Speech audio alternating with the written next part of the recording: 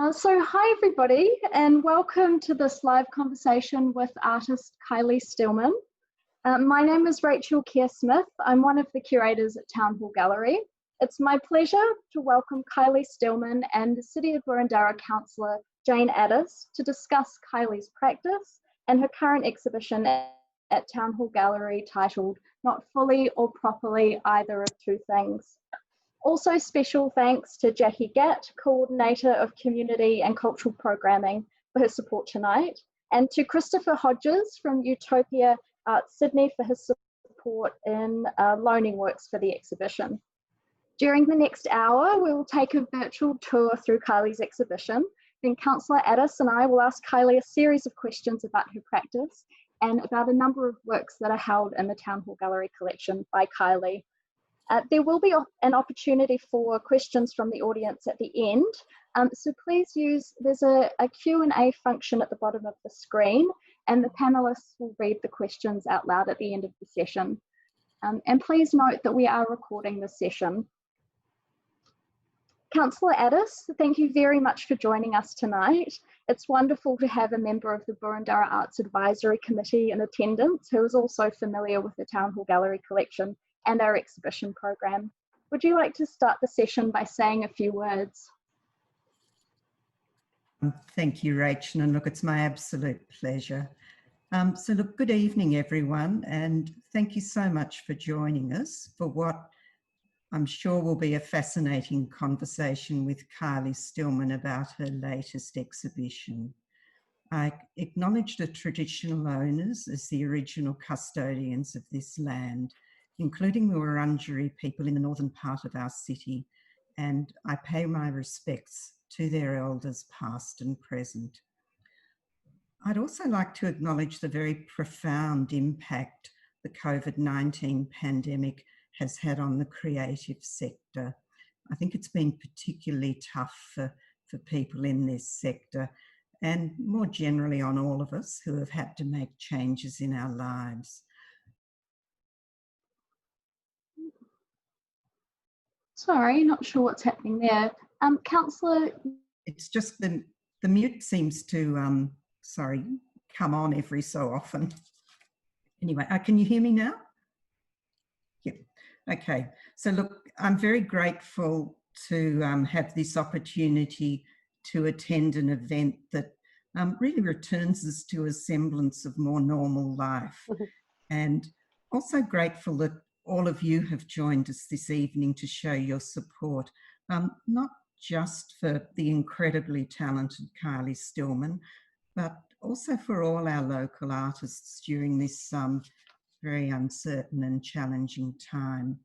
And for me, it's such a pleasure to be part of this event and to celebrate artworks that I genuinely love. We get a lot of opportunities to attend these events, but it truly does make a difference when you can look at the works and think they're just fabulous. I love them. So Kylie, congratulations. The City of Boroondara is committed to supporting the local arts scene. At our Town Hall Gallery, artists and community groups who live, work and study in the city can use the community exhibition space free of charge, and that's via an annual application process. We also offer other programs to support local artists, including the Boroondara Arts Initiative. We have a selection of grants and expressions of interest for community projects. If people would like to find out more about these programs and others, could you please speak directly with the Boroondara Arts team? And I'd like to take this opportunity to thank Rachel and Jackie, and in fact all the team, for their work in making this event possible. It's a really interesting learning time and fabulous to see the work you're doing. And I think it's also interesting to see how your own creative talents have been used to bring this exciting event to us. So a big thank you on behalf of the Boroondara and in fact the wider community. It is my absolute pleasure to open our conversation with Kylie. Not Fully or Properly Either of Two Things is Kylie's first solo exhibition at Town Hall Gallery, and it features highlights from her 20-year artistic career. The exhibition can be viewed on the online exhibition page on the City of Boroondara website. Kylie Stillman is renowned for taking overlooked and discarded objects and transforming them into beautiful artworks. And I think this exhibition illustrates the broader trajectory and evolution of Kylie's multidisciplinary arts practice. It combines some of her earliest works alongside new sculptural pieces and sewn paper drawings. The newest sculptural work on display is Verso, and that's a piece from this year, which interestingly was created from over 200 books sourced from Boroondara's Library Services deaccessioned book collection. And I was noticing when I was looking at the exhibition that you can actually see the Boroondara Library stamp on at least one of the books I saw. So it has quite a special link to Town Hall Gallery. So look, once again, thank you everyone for joining us, and please stay safe and look after each other. And I hope you enjoy this fabulous evening and tonight's discussion. Thank you. Thank you, Councillor, for such a perfect introduction. Kylie, it is great to see you here tonight. Kylie attended RMIT as a painting student in the late 90s, where she struggled to be inspired by paint found in a tube. She preferred the challenge of finding materials and pigments from the real world to create her artworks. Kylie is represented by Utopia Art Sydney. She has exhibited extensively in Australia and beyond, including Town Hall Gallery exhibitions such as Delineation in 2019, Another Look in 2017, and Rewriting the Image in 2014. Kylie has been acknowledged by a number of art prizes, including recently named as a finalist in the McClelland National Small Sculpture Award. Kylie has completed 2 Australia Council for the Arts studio residencies in both New York and Milan. Kylie's work is held in the collections of Art Bank, Parliament House Canberra, the Qatar Foundation, and the City of Boroondara, among many others. Not Fully or Properly Either of Two Things is Kylie's latest solo exhibition, featuring some of her earliest invented landscapes alongside new works that further her exploration of the relationship between trees and mark making. Kylie, I was hoping we could start by taking a virtual tour through the exhibition. I'll just bring up my slideshow. No problem. Just checking my sound's okay. Hello. Loud and clear. Hello, and thank you, Councillor Addis, and thank you, Rachel, for the beautiful introduction. Not quite sure where to go. Fantastic. Let's go into the exhibition. I know. So Rachel and I thought we'd just take you all through the exhibition as if we were there, as if, you know, ideally we would be there tonight and we would have this panel discussion and we'd walk through the gallery. So it's an exhibition that comprises of 4 spaces. Well, that's how I've defined it. The exhibition title, as you've heard, is called Not Fully or Properly Either of Two Things. It's a poetic way for me to talk about being between spaces. It's a literal definition of being between, but it's also a poetic, it has a very poetic sort of flow to it, I think. These ideas of being between were things that I focused on for this exhibition. The between being between presence and absence, between light and shadow, and also between nature and artifice. The first work in the first gallery space is called Scape. So this is, from memory, I think it was 24 or 25 sheets of plywood that have been cut 4 times to create 200 lengths, which were then stacked to create a 2-metre high tower. On one side only, I've hand cut into it with a jigsaw and done that to create the absence or a slither of a forest, or at least the illusion of. There's no pigments here, so everything you see that is dark is simply shadow. It's a very bleached feeling and it can alter depending on the lighting the position that you are when you're looking at it.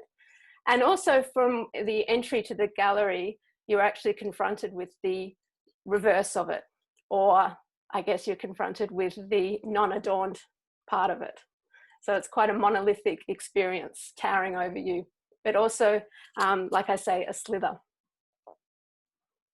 I love that idea of the slither, because it feels very poignant at the moment as we're, you know, living, well, for me anyway, living in an urban environment. The interactions with nature I'm having are very cropped and not immersive. And I feel like that this really illustrates that isolated experience that you've tried to convey.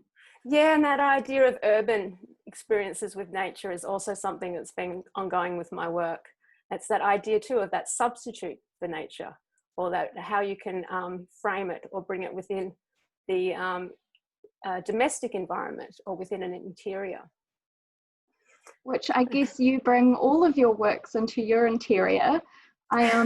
During install, I was just mesmerized watching your husband John install this, you know, piece by piece by piece, over 200 pieces I think there is. It really just illustrated to me how thoughtful you are in terms of planning for scale, but also for the kind of installation aspect. Yeah, it was quite remarkable. Yeah, and that's another component to this exhibition that I've enjoyed, is looking back on the history of works that I've worked on with my husband. The next room that we go into is one of the first works that we worked on together. So it's back from 2003. It's been a nice process to have someone that I've worked with for so long to come up with solutions to problems and to come up with ways of working. Some may think it's an unconventional way, but I think most artists don't always work in a white cube, and they don't always work in ideal situations or with perfect conditions. And we've always been able to work in a way that's often related to our home, related to being able to work out of unusual spaces. And that's where that way of us perhaps coming up with solutions with how things are put together and how they're transported have just been born from that necessity. There's also a real poetry to this work, and that, you know, you're depicting trees within the material,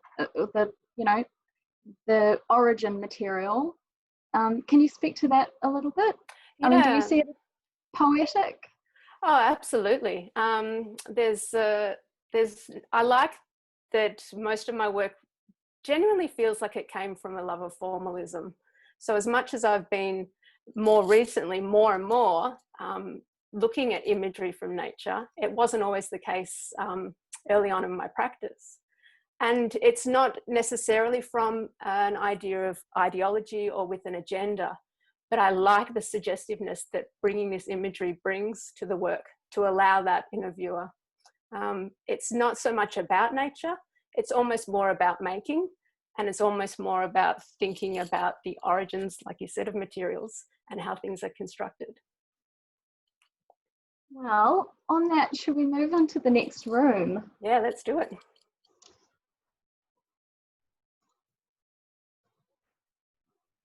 So this is the second gallery space in the Town Hall Gallery. This was very much, in many ways, exactly how I envisaged this working, but then there was a lot of great surprises in actually acting it out with the lighting. Knowing that this was a space that had no windows and putting works into it that are designed for windows was a great challenge. So what we're looking at is 4 Venetian blinds.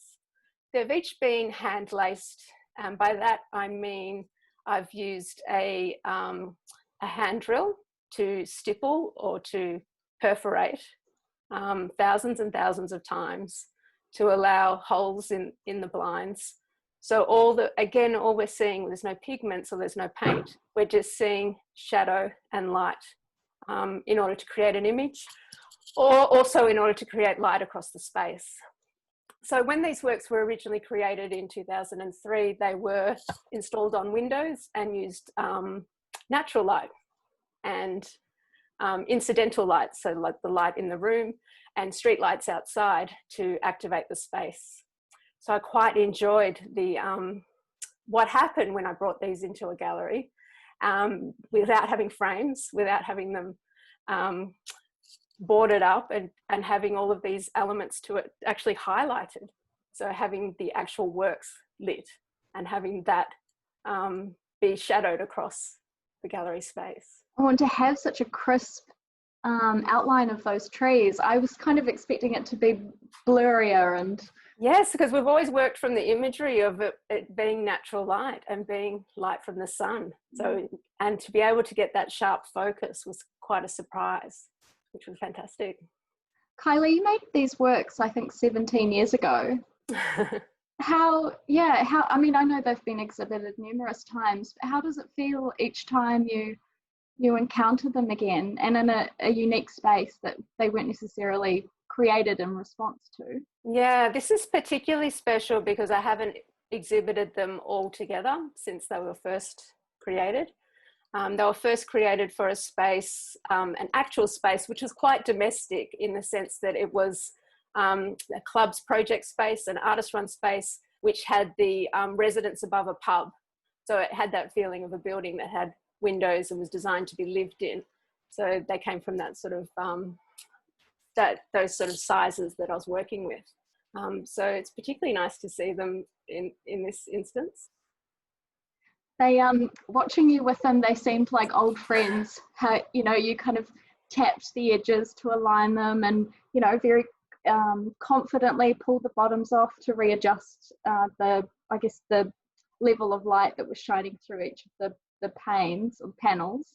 It was lovely to watch. Yeah, and it's that nice thing about working with objects that aren't that precious to begin with. Sometimes you forget, like I forget, many artists forget it themselves, and they treat their artworks in a certain way that many people are frightened by. But in addition to that, they're objects that I was used to growing up with at home. I had the exact same blinds in our house growing up. I know the sound of them, the clink of them, and you know, I still revisit them when I visit my mother. She's still got those aluminium blinds in her house. Well, would you like to speak to anything else, or should we walk into the next walk? Should we move into the next space? I think we can. The next space that we enter, there's two entry points. So you could be experiencing this work on either side, and it was positioned in that way exactly to take advantage of that. So in this case, we've turned the corner and we're looking at, I guess, what you would call the back of the work. Sorry, it's raining really heavily at the moment on my studio roof. So my sound's okay, yeah? Yeah, you sound great. So this is what you could call the back of the work. These are 200 odd books that have been given to me by the local library because they're unwanted books that have been de-weeded from their collection. I've taken a marker to the spines and I've started to create my own titles for these works. It was something that came to me when I actually had to take the books out of the library. The librarian took a marker and marked out the barcode to identify that the works were allowed to leave the building. So thinking about titles, kind of how I mentioned earlier, my ideas for even titling the show, and thinking about how each of these authors have come up with their own title, their own idea of how to frame their work and how to perhaps either, whether it's a selling point or a sort of taste of what's going to go on. I've altered them to the sense of bringing them down to one word, or in some cases eliminated all the words.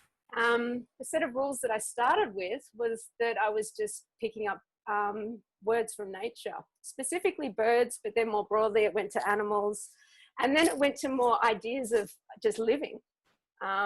Because the works take such a long time to make, over the period of making them and marking out each book, these words would alter and different things would stand out to me. So I guess I've created a new narrative.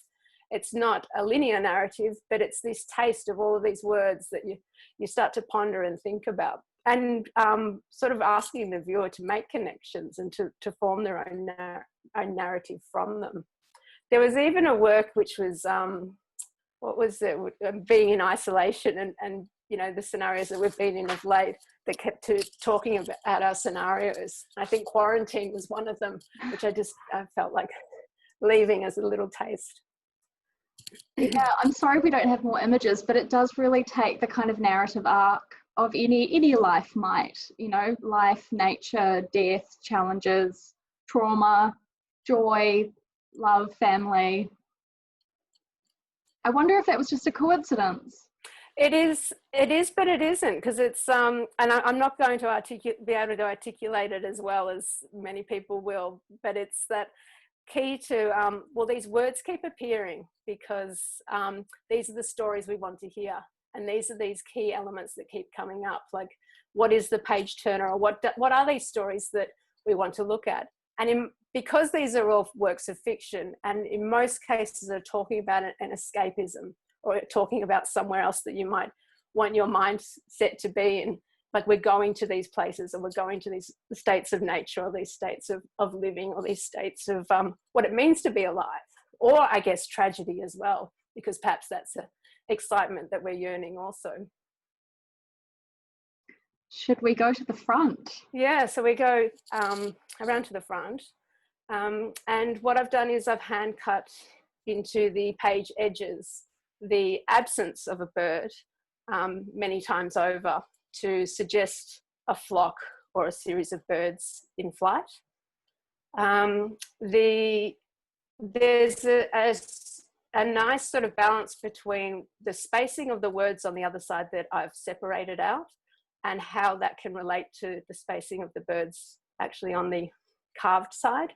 So just this idea of patterns and flows and things that, and just how things may travel through air. It's a piece that's probably the first time that I've worked in miniature. In most cases, my carvings have been suggestive of things, especially when I've worked with birds, suggestive of things that are in real scale or one-to-one scale. So I was quite drawn by the idea of working in miniature in this case to just play with the sense, and because it's a long gallery space, play with a sense of distance and a sense of perhaps accentuating that idea of narrative and imagination, that these are these birds traveling through the space in flight. This work, and I guess particularly the spine side, feels very illustrative of your desire to, or the way that you approach ready-made canvases and pigment through the found object, and that you alter it to create a new meaning or a new interpretation. Sorry, I've just lost my cursor. Yeah, this is just a really beautiful example of that. Yeah, well, again, exactly that, reminding people there's nothing here that's been added, there's only parts that have been removed. And the question of the longevity of works like this often comes up, which is because they're not ephemeral materials, but they're not exactly robust materials, but they're books that last a very long time, but they alter over time as well. But the conceptual component of it that I enjoy is that what won't alter is the absence that I've added, if that makes sense. So that what's been removed, the air that you're looking at that is between these spaces that this shadow is sitting in, will always exist. What does it feel like to cut into a book, Kylie?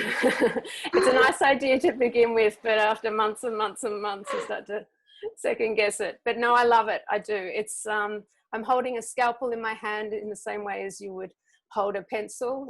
It's a drawing process. It's slow. I turn each page one at a time as I go. I stop and I read along the way. I find little notes. I enjoy even the little marks. I think Councillor Addis mentioned how there's stamps that exist. There's also other parts of the community that exist in these works. There's a dark thumbprint that tends to run through books when you stack them in this way, and that's exactly where your hand sits when you open them. And it's just that residue of time over and over again, someone turning a page.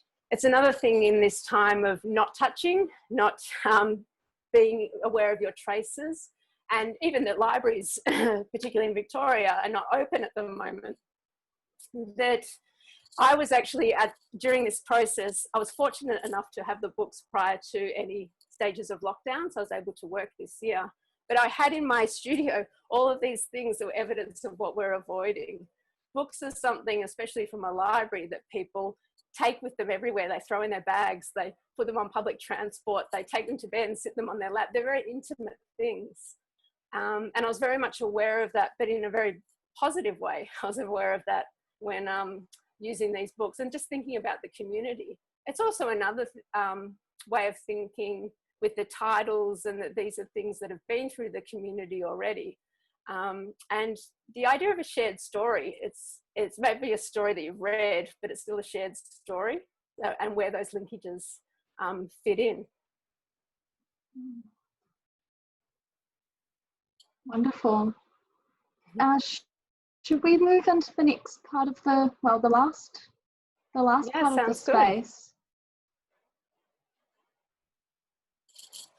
So the final component of the exhibition are, again, recent works. These are hand-stitched works on paper. So I've got 3 works that are on music stands, which were from a prior series of works I did about 4 years ago. So they're stitched into the covers of books. But these works that we're looking at here are much larger sort of and more ambitious movements in that sort of way of working. So these are each, 56 by 76 centimeters. So it's, and they're each hand-stitched works. So we'll be able to show some details of them. But in each case, it's really playing with those relationships between trees and mark making, if anything. Been looking back on all of those iterations of that thinking, be it leaves and bark rubbings and feathers and dewdrops and air and fractal patterns, things like that. And I've been playing with that with stitches. Go to the first, sorry. Yeah, so this first one, growth rings. So this came from a very small rubbing I did across the wood grain of timber. I've then enlarged that work and then hand stitched it with beads. Do you want to keep going through, or can I ask a couple of questions? Either way, Rachel, it's fine. I'm so enamored with growth rings. Because the way that you've captured this really dynamic gesture, but you've used, sorry to take over, you've used these very static, rigid materials to capture that kinetic physicality. It's just extraordinary. Yeah, the best way I've been able to think about it is that idea of trying to play with fluidity. And it's very easy to do that when you're working with paint. But I'm always trying to continually come back to an idea of how can I articulate fluidity with materials that are not designed to do that. Even with the carvings and even with working with some of the other materials, you're really asking people to fill in a lot of the gaps and be more forgiving, because something either has, I guess, almost like a feeling of being more pixelated than is allowing for something to feel genuinely like a scribble. So I guess I'm playing with that space in between this idea of what is fluid and then what has been rendered in some other way. It's also a mark that's suggestive of pace, suggestive of something that's been done quickly. But then when you're looking at it and then you come in closer and see how it's done very slowly. It can't be done quickly. It can't be repeated at the same pace as the actual imagery suggests.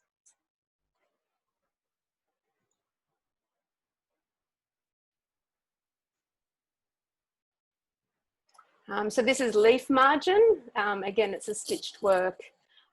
Playing again with the idea of titling things, and the actual idea of a leaf margin is how you identify a leaf, being what its edges, the shape of its edges are able to identify its species, but then drawing those lines out, taking the veins of the leaf and accentuating them until you've got the page margin.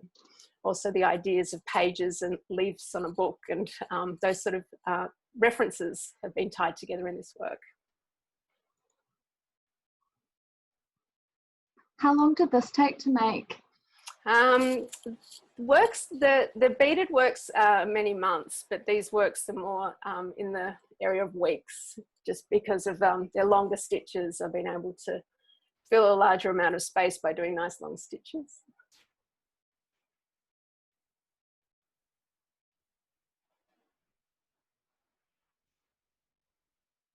And this is actually the last work I did for the exhibition. I always find it interesting, the last piece I make for something, because I find it always ends up being the start of a new body of work. So for the first time playing with colour. So the idea of taking something like a Venn diagram, so what we've got is 3 discs that are overlapping here. I've actually made the discs and then made a rubbing over them, enlarged the rubbing, and then used coloured thread to suggest what happens when these colours overlap, that the blues and the reds are actually making a purple, the yellow and the blue is, sorry, the yellow and the red is making an orange. Just letting thread actually do what mixing paint would do, allowing your eye to mix them for you. The process of making these is so dynamic. Your hand moving from the front to the back to the front to the back, and over months, as you say, they're remarkably flat and in pristine condition. How do you pull that off? Yeah, it does get a bit stressful at certain times, especially in winter. I like to move the works around, to keep warm. So I can't always work in the studio when it gets too cold.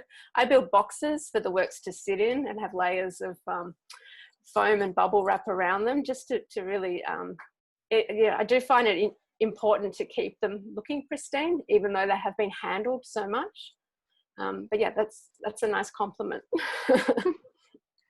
And I've also heard you say that, or refer to them as your thinnest sculptures. Yes. What do you mean by that? I think I have to credit Christopher Hodges with that. He gorgeously came up with that term once when I first showed him some of these works.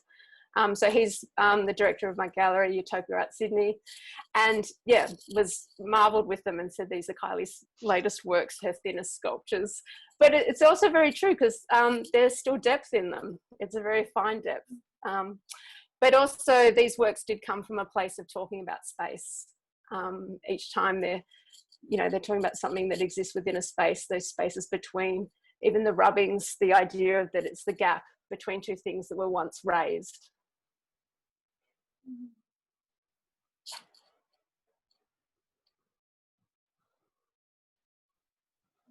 Amazing. Okay, well, I think we're at the point of the session where we might have to end the exhibition slides. Thank you so much, Kylie. It's such an outstanding exhibition. Congratulations.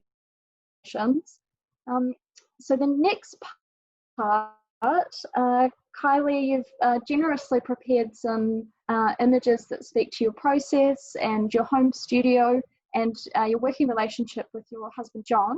We'll just flick through them, and would you mind saying a few words about each image? Sure. Yeah, so this is a bit of an insight into how things go together. This is a work that was installed at the Melbourne Art Fair, I think in 2012. So it gives you an idea of, one, how two people work together. You can have one person up a ladder and the other person handing the pieces, but also that things come apart, and they come apart so they could be transported, they come apart so they could be made. And it's really a very simple process. There's a lot of hidden engineering in the work that we do, and that's often key to it as well.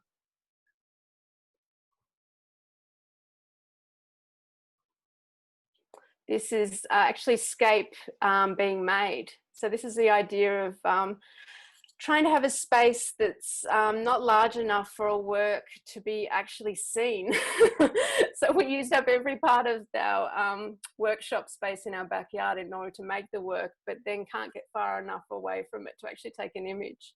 So a lot of the work that I've made, I'm confident enough that it will work in terms of when it gets put into an exhibition space, but in reality, sometimes that's the first time the work is actually seen, is when it's installed. That was the case with Verso. It can't be put together in our studio spaces, and if it could, you couldn't stand back far enough to really get a sense of it. So I'm so privileged to have such a beautiful gallery space to show my work in, for starters. But it's that, you know, added sort of rush when you actually get to put things together and see them as you visualize them. And this is Scape and how it fits in the back of our car.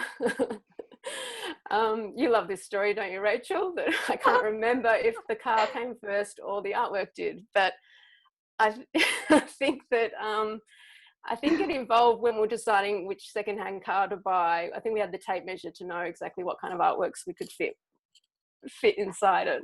There's also so many benefits to be able to work this way. You're not relying on other people. You're not relying on a lot of transport issues. You don't need cranes. You don't need specialist equipment in order to install things. You can be very nimble because of it. Oh, and it's appreciated at the other end from a curatorial install perspective. This is the studio that I'm currently sitting in. So this is a space where Verso was made. This is sort of when asked to present, and you know, often people are wanting a photo of you in the studio and you need to stage things. And a lot of artists, if they're like me, get a bit frightened when people want to come into your space and see you working. And I guess the next image will give you a better idea of why, because I think the reality of how I work is more like this. So this is me in my dining room with my 2 children and the washing. This is me actually making a work that was about to go in the Town Hall Gallery exhibition, Another Look. And this is just the way that I often work. It's integrated into my family life. My husband's part of my practice. My children are used to having it around. And I enjoy it that way. There's times where I need the solitude and need more space, but I like to argue that you don't need perfect conditions in order to make a work. And in fact, my work alters depending on the conditions that I have, even the seasons that we're in. When it's too cold, I want to work inside where it's more comfortable. Oh, Kylie, thank you for so generously sharing these behind the scenes images. They're gorgeous. You're welcome. So, Councillor Addis, you have a long connection with the Town Hall Gallery collection. Would you like to ask Kylie about the works of hers that were held in the collection? Yeah, look, thank you, Rachel. Kylie, that was truly lovely to see the works and to see you working in your home. I guess it gives us a sense of reality and the challenges that artists face. So in terms of Town Hall Gallery exhibitions and collection works, Kylie, you were included in a Town Hall Gallery exhibition in 2017, which was titled Another Look, Contemporary Artists and the Collection. And you were one of just 5 artists commissioned to create new artworks in response to the history of Town Hall Gallery collection and the many works and objects that it holds. I understand for your contribution, you took inspiration from Fred Williams' stoneware decorated plate from 1967. Would you be able to tell us a little bit about what drew you particularly to this work? Yeah, it fits in nicely with the exhibition too, and how I've been talking about the ideas of where pigments are not used or used in my work. So in this instance, I was drawn to the way that the marks in the stoneware were really what were making the mark. It was also the idea that it was a domestic object that appealed to me. And it's also the idea of framing, which Fred Williams was quite well known for, but in particular with this work, the idea of suggesting a landscape with just very minimal marks, and the idea of how the horizon line sits within the plate. So for it, I think there's images of the works that I made. One of my responses was to create this stitched work. At the time, it was the first of these large stitch works I'd made. This was 8 months in the making. So it's that disadvantage of being online and in a digital medium, but it's only in actually standing in front of the work that you can really see each of the stitches that go into making it. It's called borrowed landscape, and it's that idea of framing. So this idea of that looking over your fence or looking into someone else's space where the actual nature exists, but using that as your view, your landscape, your own sort of piece of nature. Mm-hmm. The other work I made was called Big Picture. So this more directly references that idea of like how Fred Williams had scratched into the stoneware, my way of working, which is cutting into books and doing it in this way, and in a very suggestive and open, sort of openly interpreted way of looking at nature. Okay, that's lovely. And I think the exhibition was based around the underlying aim of Town Hall Gallery collection, which is to nurture a sense of community and the shared history within Burundara. Our aim being to foster a sense of community connection to the collection, and within that for people to see themselves in many of the works. And could you tell us a little bit about how you feel about having your works in Town Hall Gallery collection, and maybe a little bit more about your works? And could you just, this is a personal thing, but could you comment on what I see is it's like your works are a lace with light and dark, shadow and light, very delicate, quite hard, quite solid products you use. So could you just tell us a little bit more about the works and how you feel about being part of the community, the Burundara community? It's beautiful, that reading of lace, and it sort of hasn't been brought up much, but I love that you see that. I spent a lot of time in the city of Burundara in my 20s, and it was a time when I was straight out of art school and working full time, and my husband and I had a small flat that we did a lot of the works that people are quite well known today, such as those Venetian blinds we made while we were living in the city of Burundara. So it's really important, you know, I find it very special to have works in the collection. I find it special to have works in any collection, and what I love about the collection that the Town Hall Gallery has is how frequently they show those works. I think that, you know, it's just so nice to continually put works out there and have them shared amongst the community. The reading of lace is a very nice one. It was something that came up too when we're looking at the Venetian blinds and how the light fell across the walls. It was also an idea of they read almost like a negative, as in like film negative. So they're actually doing what photography does in that sense. So there's layers of contrast and light and shadow. Yep, that's lovely. Thank you for that. Welcome. I think I'm handing back to Rachel now. Yeah, thank you, Councillor Addis. Yeah, really interesting, beautiful insights, both about Kylie's work and about the Town Hall Gallery collection from both of you, so thank you. So we'll stop sharing this presentation and move to some questions from the audience. I might actually start with one that I was emailed from a man named Steve. He's really curious about your creative process, Kylie, and would like to know how you reinvent your work. You manage to keep a common theme while still making each of your different projects in a different and very poetic way. Oh, that's a nice question. That's a nice compliment, really, as much of a question. I don't know. I think like any artist, you just intuitively make the work that is closest to being yourself. I like ideas and I enjoy the different materials that I work with, but I don't have an exact answer of how I do that. I guess it's a love of art. Would that be fair to say? Yeah, that's perfect.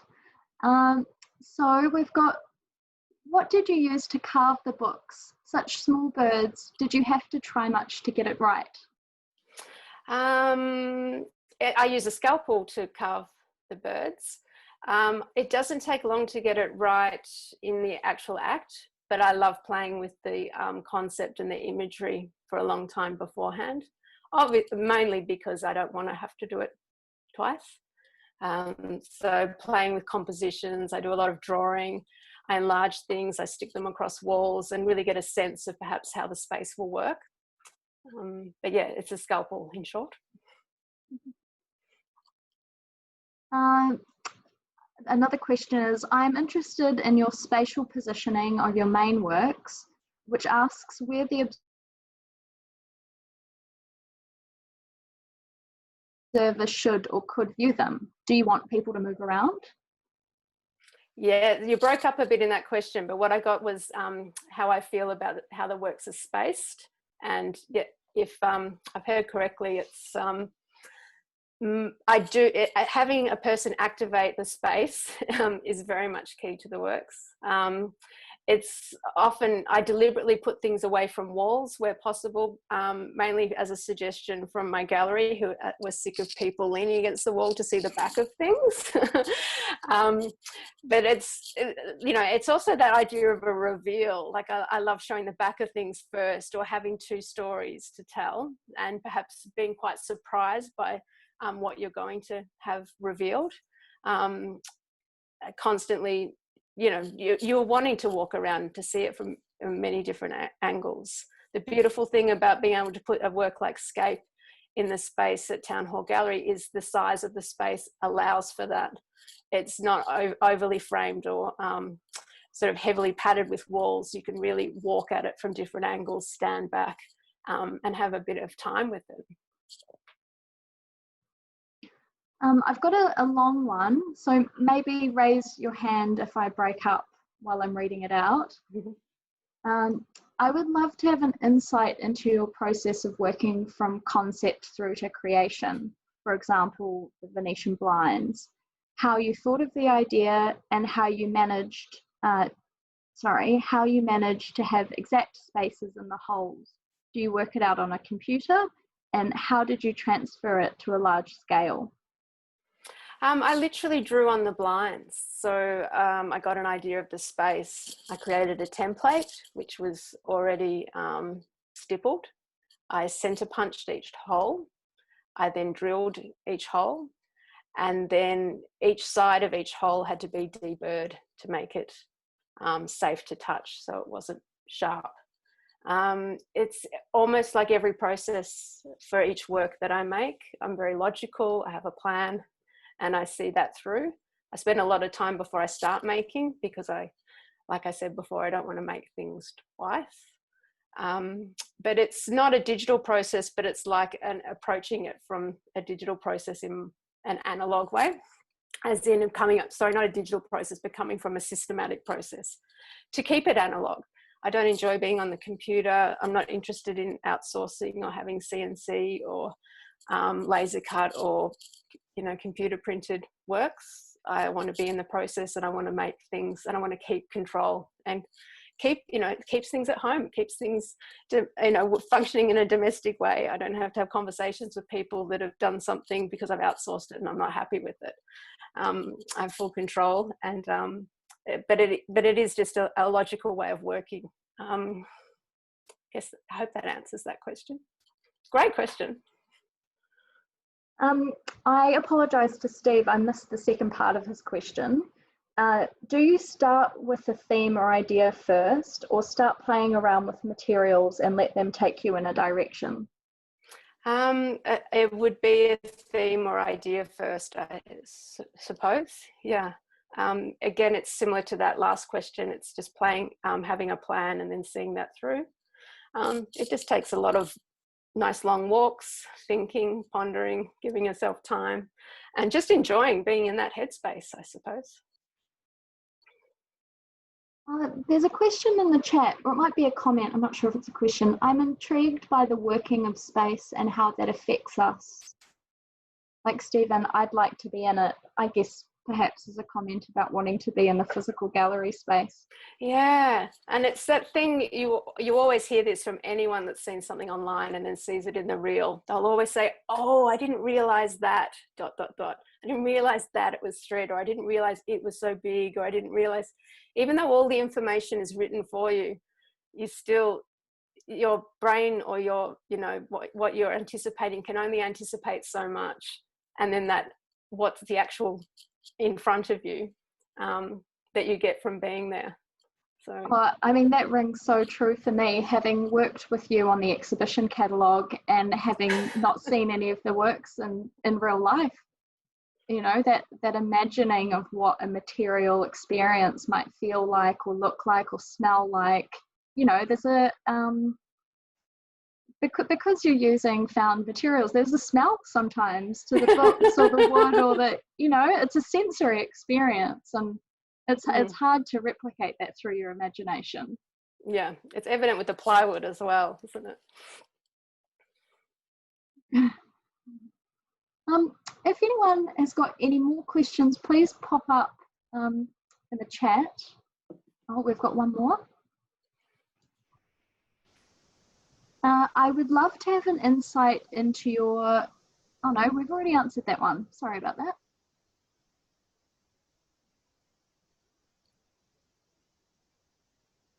Okay.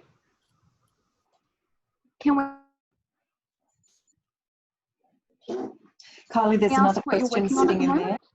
there. Oh, sorry, Rach. There's another No. question there.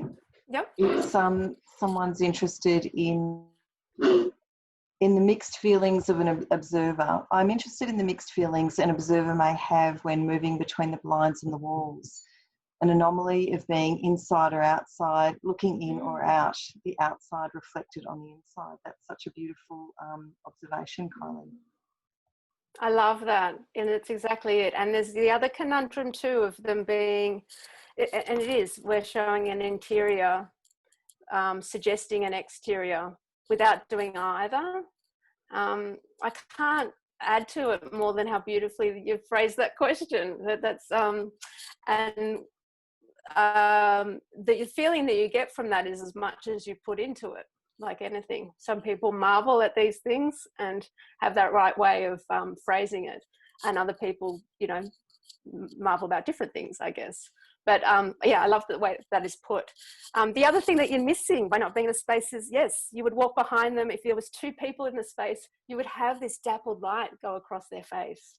You would have that activated again by people being there. In the instances where the blinds were first shown and it was in a space that had natural light, there was times when, as the day would change and even as it became evening, the works reversed. So during the day, it was a light box. There was light streaming through, creating the silhouette of these plants. But then as the day went on, it became the opposite. It was a black silhouette. It was dark outside. And it was the exact reverse of what you'd been seeing. So again, that play with photography, with as if it is these large scale negatives, or even, as Councillor Addis pointed out, that idea of actual lace, like, and what that does, lace curtains, lace blind, you know, when you have things in the domestic environment and, you know, at 4 o'clock in the afternoon, the light comes through in a certain way and you get this little movie happening on your wall in your lounge room, or, you know, those sort of activations of space that remind you what time of day it is, or even what season it is, because that alters as the years go on. Kylie, there's another question as well about the different mediums that you work in. So, you know, in this exhibition, there's thread, there's paper, and there's wood, and the different, you know, the softness and the hardness and the comparison when you're cutting into the different materials. What's that like to work with something as fine and thin, as fragile as paper, and then something like the ply where you really like carving away and carving away? How's that experience? It's quite interesting because it actually surprisingly doesn't feel different at all, and very rarely alters, in the sense that each time it's one mark. So a work on paper of a sort of a very modest size can still take a similar amount of time as a large scale woodwork. The large scale woodwork is using a jigsaw and it's cutting a line each time. The work on paper is using thread, but it's sewing a thread each time. That that action of using your arm and your body in a certain way, repeated over and over again, it's still very much the same.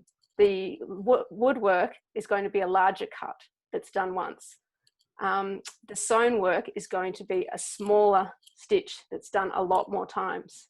So it's actually something I ponder constantly as I'm making, because I often have to anticipate how long something is going to make in order to meet deadlines, in order to get a show together.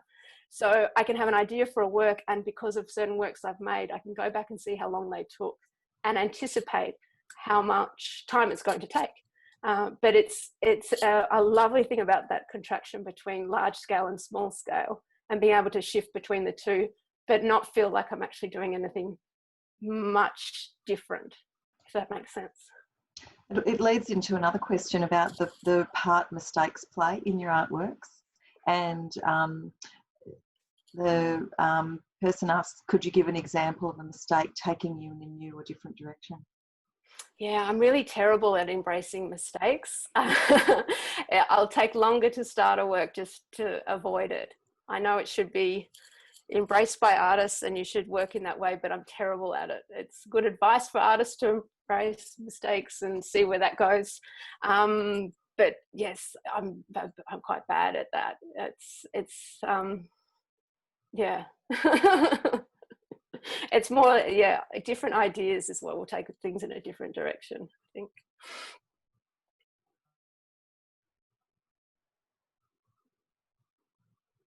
So Christopher or Helen has said, looks good fun. How did you begin going public with your sculpture? So this is Christopher Hodges, my gallerist, and he's an artist as well as his partner Helen is an artist. So thank you so much for being here. It means the world to me. Sorry, are you asking how did I go public with my sculpture? Was that the question? How did you begin going public? Well, I'm just going to tell a story regardless of the question. I've known Christopher and Helen almost 20, just shy of 20 years, and have been represented by them for perhaps 15 years of that. They've been amazing supporters of my work. They may have seen my work for the first time when it was at Platform Artist Space. So this is a space that's under Flinders Street Station, which may or may not continue to exist depending on how the works occur in that space. But that was a very public space, which I did a large amount of bookworks within. I think that might bring us to the end of the session, which I'm disappointed to say, but thank you. This has just been wonderful, and thank you to our guests for such wonderful questions.